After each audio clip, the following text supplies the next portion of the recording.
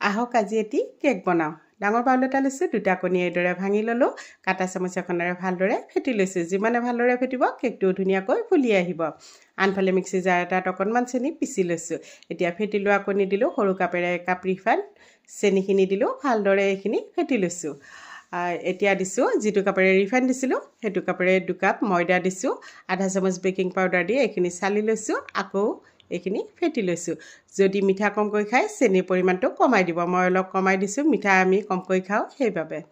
এতিয়া চচপেন এটা লৈছোঁ, তাতে বগা কাগজ এখন জোখমতে কাটি ল'লোঁ, তাৰ ওপৰত দিছোঁ ৰিফাইন অকণমান সানি, এতিয়া পেষ্টখিনি দি দিলোঁ।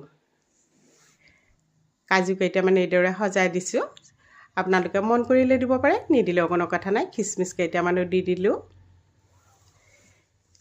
এইখিনি মোৰ ৰেডি কৰি লোৱা হৈ গ'ল। আনফালে গেছত কুকাৰ এটা 5 মিনিটমান সময় আগতে বহাই থৈ দিছিলোঁ, যিটো কমাই থৈ